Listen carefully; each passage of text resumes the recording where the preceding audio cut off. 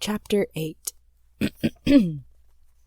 Chapter 8 I found the Palace of Green Porcelain, when we approached it about noon, deserted and falling into ruin. Only ragged vestiges of glass remained in its windows, and great sheets of the green facing had fallen away from the corroded metallic framework. It lay very high upon a turfy down, and looking northeastward before I entered it, I was surprised to see a large estuary, or even creek, where I judged Wandsworth and Battersea must once have been. I thought then, though I never followed up the thought, of what might have happened, or what might be happening to the living things in the sea. The material of the palace proved on examination to be indeed porcelain, and along the face of it I saw an inscription in some unknown character. I thought, rather foolishly, that Weena might help me to interpret this, but I only learned that the bare idea of writing had never entered her head. She always seemed to me, I fancy, more human than she was, perhaps because her affection was so human. Within the big valves of the door, which were open and broken, we found a long gallery lit by many side windows. At the first glance, I was reminded of a museum. The tiled floor was thick with dust, and a remarkable array of miscellaneous objects was shrouded in the same gray covering. Then I perceived, standing strange and gaunt in the center of the hall, what was clearly the lower part of a huge skeleton. I recognized by the oblique feet that it was some extinct creature after the fashion of the Megatherium. The skull and the upper bones lay beside it in the thick dust, and in one place where rainwater had dropped through a leak in the roof, the thing itself had been worn away. Further in the gallery was the huge skeleton barrel of a brontosaurus. My museum hypothesis was confirmed. Going towards the side, I found what appeared to be sloping shelves, and clearing away the thick dust, I found the old familiar glass cases of our own time.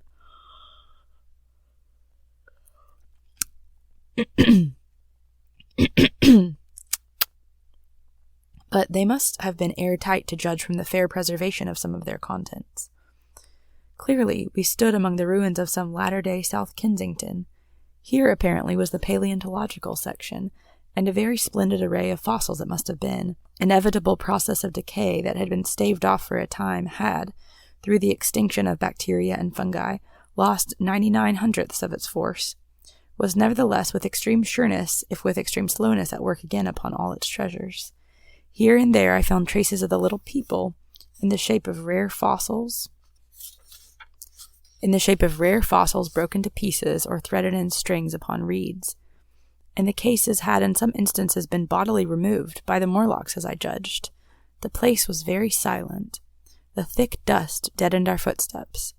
Weena, who had been rolling a sea urchin down the sloping glass of a case, presently came, as I stared about me, and very quietly took my hand and stood beside me. And at first I was so much surprised by this ancient monument of an intellectual age that I gave no thought to the possibilities it presented. Even my preoccupation about the time machine receded a little from my mind. To judge from the size of the place, this palace of green porcelain had a great deal more in it than a gallery of paleontology, possibly historical galleries. It might even be a library. To me, at least in my present circumstances, these would be vastly more interesting than this spectacle of old-time geology in decay. Exploring, I found another short gallery running transversely to the first. This appeared to be devoted to minerals, and the sight of a block of sulfur set my mind running on gunpowder. But I could find no saltpeter, indeed no nitrates of any kind. Doubtless they had deliquesced ages ago. Yet the sulfur hung in my mind and set up a train of thinking. As for the rest of the contents of that gallery, though on the whole they were the best preserved of all I saw, I had little interest.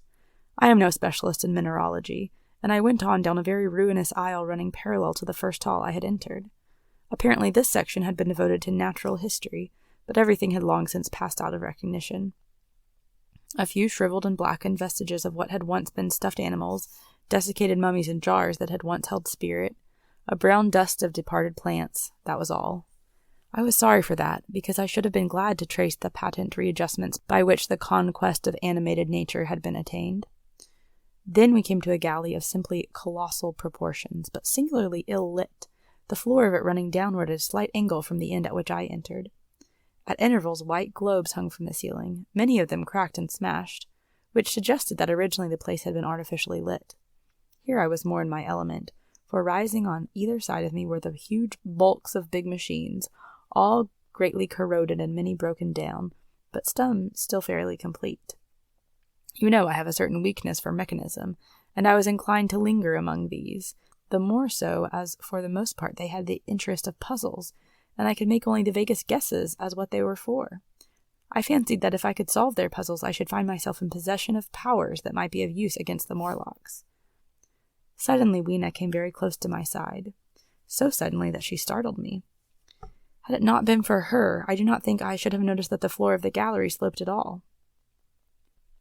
The end I had come in at was quite above ground and was lit by rare slit-like windows. As you went down the length, the ground came up against these windows, until at last there was a pit like the area of a London house before each, and only a narrow line of daylight at the top. I went slowly along, puzzling about the machines, and had been too intent upon them to notice the gradual diminution of the light, until Weena's increasing apprehensions drew my attention. Then I saw that the gallery ran down at last into a thick darkness. I hesitated, and then, as I looked round me, I saw that the dust was less abundant and its surface less even. Further away toward the dimness it appeared to be broken by a number of small, narrow footprints. My sense of the immediate presence of the Morlocks revived at that. I felt that I was wasting my time in the academic examination of machinery. I called to mind that it was already far advanced in the afternoon, and that I had still no weapon, no refuge, and no means of making a fire. And then, down in the remote blackness of the gallery, I heard a peculiar pattering, and the same odd noises I had heard down the well. I took Weena's hand. Then, struck with a sudden idea, I left her and turned to a machine from which projected a lever not unlike those in a signal box. Clambering upon the stand, and grasping this lever in my hands, I put all my weight upon it sideways. Suddenly Weena, deserted in the central aisle, began to whimper. I had judged the strength of the lever pretty correctly, for it snapped after a minute's strain, and I rejoined her with a mace in my hand, more than sufficient, I judged, for any Morlock skull I might encounter. And I longed very much to kill a Morlock or so. Very inhuman, you may think, to want to go killing one's own descendants, but it was impossible somehow to feel any humanity in the things. Only my disinclination to leave Weena, and a persuasion that if I began to slake my thirst for murder my time machine might suffer, restrained me from going straight down the gallery and killing the brutes I heard. Well, mace in one hand and Weena in the other, I went out of that gallery and into another and still larger one, which at the first glance reminded me of a military chapel hung with tattered flags. The brown and charred rags that hung from the sides of it I presently recognized as the decaying vestiges of books. They had long since dropped to pieces, and every semblance of print had left them. But here and there were warped boards and cracked metallic clasps that told the tale well enough. Had I been a literary man, I might, perhaps, have moralized upon the futility of all ambition. But as it was, the thing that struck me with keenest force was the enormous waste of labor to which this somber wilderness of rotting paper testified. At the time I will confess that I thought chiefly of the philosophical transactions in my own 17 papers upon physical optics. Then, going up a broad staircase, we came to what may once have been a gallery of technical chemistry. And here I had not a little hope of useful discoveries. Except at one end where the roof had collapsed, this gallery was well preserved. I went eagerly to every unbroken case, and at last, in one of the really airtight cases, I found a box of matches. Very eagerly I tried them. They were perfectly good. They were not even damp. I turned to Weena. "Dance!" I cried to her in her own tongue, for now I had a weapon indeed against the horrible creatures we feared. And so, in that derelict museum, upon the thick, soft carpeting of dust, to Weena's huge delight, I solemnly performed a kind of composite dance, whistling the Land of the Leal as cheerfully as I could. In part it was a modest can-can, in part a step dance, and part a skirt dance, so far as my coat-tail permitted, and in part original. For I am naturally inventive, you know. Now, I still think that for this box of matches to have escaped the wear of time for immemorial years was a most strange, as for me it was a most fortunate thing. Yet oddly enough, I found it a far unlikelier substance, and that was camphor. I found it in a sealed jar that by chance, I suppose, had been really hermetically sealed. I fancied at first that it was paraffin wax and smashed the glass accordingly, but the odor of camphor was unmistakable. In the universal decay, this volatile substance had chanced to survive, perhaps through many thousands of centuries. It reminded me of a sepia painting I had once seen done from the ink of a fossil belemnite that must have perished and become fossilized millions of years ago. I was about to throw it away, but I remembered that it was inflammable and burned with a good bright flame. was in fact an excellent candle, and I put it in my pocket. I found no explosives, however, nor any means of breaking down the bronze doors. As yet, my iron crowbar was the most helpful thing I had chanced upon. Nevertheless, I left that gallery greatly elated. I cannot tell you all the story of that long afternoon. It would require a great effort of memory to recall my explorations in at all the proper order. I remember a long gallery of rustling stands of arms, and how I hesitated between my crowbar and a hatchet or a sword. I could not carry both, however, and my bar of iron promised best against the bronze gates. There were numbers of guns, pistols, and rifles. The most were masses of rust, but many were of some new metal and still fairly sound. But any cartridges or powder there may once have been had rotted into dust. One corner I saw was charred and shattered, perhaps, I thought, by an explosion among the specimens. In another place was a vast array of idols, Polynesian, Mexican, Grecian, Phoenician, every country on earth, I should think. And here, yielding to an irresistible impulse, I wrote my name upon the nose of a steatite monster from South America that particularly took my fancy. As the evening drew on, my interest waned. I went through gallery after gallery, dusty, silent, often ruinous, the exhibits sometimes mere heaps of rust and lignite, sometimes fresher. In one place I suddenly found myself near the model of a tin mine, and then, by the merest accident, I discovered in an airtight case 2 dynamite cartridges. I shouted, "Eureka!" and smashed the case with joy. Then came a doubt. I hesitated. Then, selecting a little side gallery, I made my essay. I never felt such a disappointment as I did in waiting 5, 10, 15 minutes for an explosion that never came. Of course, the things were dummies, as I might have guessed from their presence. I really believe that had they not been so, I should have rushed off incontinently and blown Sphinx, bronze doors, and, as it was proved, my chances of finding the time machine altogether into non-existence. It was after that, I think, that we came to a little open court within the palace. It was turfed and had 3 fruit trees, so we rested and refreshed ourselves. Toward sunset, I began to consider our position. Night was creeping upon us, and my inaccessible hiding place had still to be found. But that troubled me very little now. I had in my possession a thing that was perhaps the best of all defenses against the Morlocks. I had matches. I had the camphor in my pocket, too, if a blaze were needed.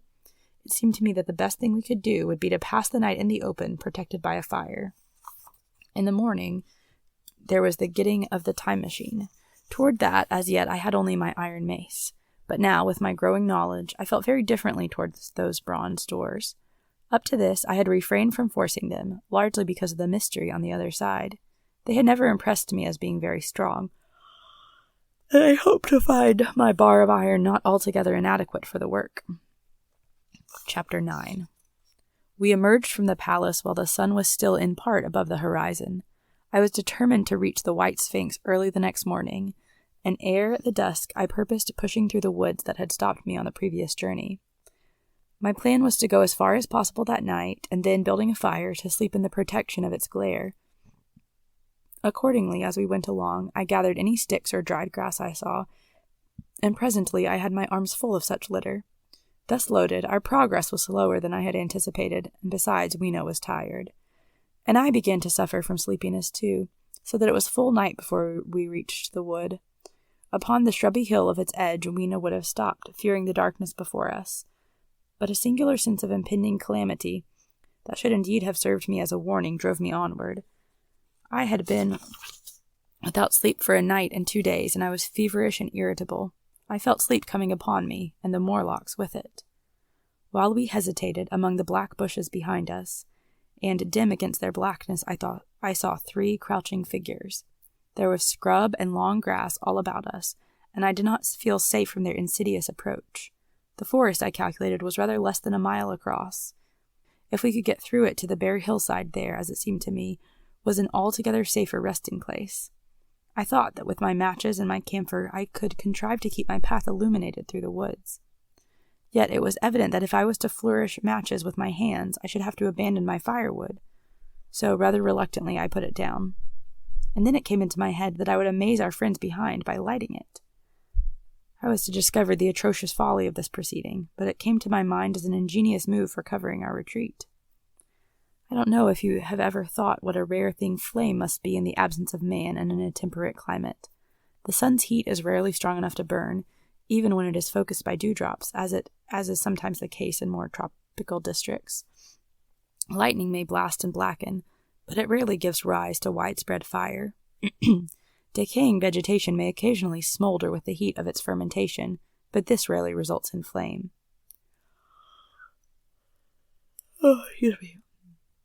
In this decadence, too, the art of fire-making had been forgotten on the earth. The red tongues that went licking up to my heap of wood were an altogether new and strange thing to Weena. She wanted to run to it and play with it. I believe she would have cast herself into it had I not restrained her. But I caught her up, and in spite of her struggles, plunged boldly before me into the wood. For a little way the glare of my fire lit the path. Looking back presently, I could see, through the crowded stems, that from my heap of sticks the blaze had spread to some bushes adjacent, and a curved line of fire was creeping up the grass of the hill. I laughed at that, and turned again to the dark trees before me. It was very black, and Weena clung to me compulsively, but there was still, as my eyes grew accustomed to the darkness, sufficient light for me to avoid the stems. Overhead it was simply black, except where a gap of remote blue sky shone down upon us here and there. I struck none of my matches because I had no hand free. Upon my left arm I carried my little one, in my right hand I had my iron bar. For some way I heard nothing but the crackling twigs under my feet, the faint rustle of the breeze above, and my own breathing and the throb of the blood vessels in my ears. Then I seemed to know of a pattering about me. I pushed on grimly. The pattering grew more distinct, and then I caught the same queer sound and voices I had heard in the underworld. There were evidently several of the Morlocks, and they were closing in upon me. Indeed, in another minute I felt a tug at my coat, and then something at my arm, and Weena shivered violently and became quite still. It was time for a match, but to get one I must put her down. I did so, and as I fumbled with my pocket, a struggle began in the darkness about my knees, perfectly silent on her part, and with the same peculiar cooing sounds from the Morlocks. Soft little hands, too, were creeping over my coat and back, touching even my neck. Then the match scratched and fizzed. I held it flaring, and saw the white backs of the Morlocks in flight amid the trees. I hastily took a lump of camphor from my pocket and prepared to light it as soon as the match should wane. Then I looked at Weena. She was lying clutching at my feet and quite motionless with her face to the ground. With a sudden fright I stooped to her. She seemed scarcely to breathe. I lit the block of camphor and flung it to the ground, and as it spit and flared up and drove back the Morlocks and shadows, I knelt down and lifted her.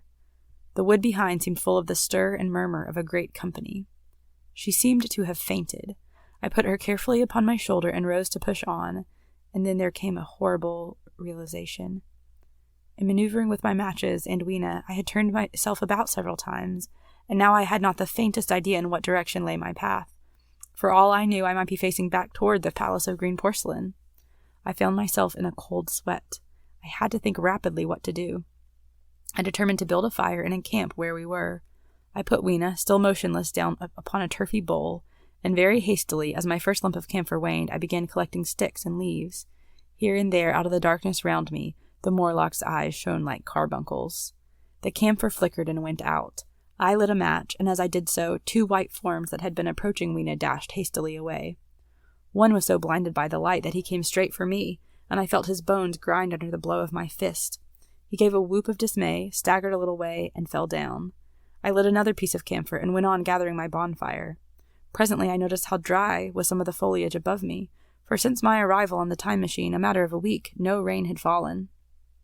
So, instead of casting about among the trees for fallen twigs, I began leaping up and dragging down branches. Very soon I had a choking, smoky fire of green wood and dry sticks and could economize my camphor. Then I turned to where Weena lay beside my iron mace, and tried what I could to revive her, but she lay like one dead. I could not even satisfy myself whether or not she breathed. Now the smoke of the fire beat over toward me, and it must have made me heavy of a sudden. Moreover, the vapor of camphor was in the air. My fire would not need replenishing for an hour or so. I felt very weary after my exertion and sat down. The wood, too, was full of a slumberous murmur that I did not understand. I seemed just to nod and open my eyes. But all was dark, and the Morlocks had their hands upon me. Flinging off their clinging fingers, I hastily felt in my pocket for the matchbox, and it had gone. Then they gripped and closed with me again. In a moment I knew what had happened. I had slept, and my fire had gone out, and the bitterness of death came over my soul. The forest seemed full of the smell of burning wood. I was caught by the neck, by the hair, by the arms, and pulled down. It was indescribably horrible in the darkness to feel all these soft creatures heaped upon me. I felt as if I was in a monstrous spider's web. I was overpowered and went down. I felt little teeth nipping at my neck. I rolled over, and as I did so, my hand came up against my iron lever. It gave me strength. I struggled up, shaking the human rats from me, and holding the bar short, I thrust where I judged their faces might be. I could feel the succulent giving of flesh and bone under my blows, and for a moment I was free. The strange exaltation that so often seems to accompany hard fighting came upon me. I knew that both I and Weena were lost, but I determined to make the Morlocks pay for their meat. I stood with my back to a tree, swinging the iron bar before me. The whole wood was full of the stir and cries of them. A minute passed. Their voices seemed to rise to a higher pitch of excitement, and their movements grew faster. Yet none came within reach. I stood glaring at the blackness. Then suddenly came hope. What if the Morlocks were afraid? And close on the heels of that came a strange thing. The darkness seemed to grow luminous. Very dimly I began to see the Morlocks about me. 3 battered at my feet, and then I recognized with incredulous surprise that the others were running in an incessant stream, as it seemed, from behind me and away through the wood in front. And their backs seemed no longer white, but reddish. As I stood agape, I saw a little red spark go drifting across a gap of starlight between the branches and vanish. And at that I understood the smell of burning wood, the slumberous murmur that was growing now into a gusty roar, the red glow, and the Morlocks' flight. Stepping out from behind my tree and looking back, I saw, through the black pillars of the nearer trees, the flames of the burning forest. It was my first fire coming after me. With that I looked for Weena, but she was gone. The hissing and crackling behind me, the explosive thud as each fresh tree burst into flame, left little time for reflection. My iron bar still gripped. I followed in the Morlock's path.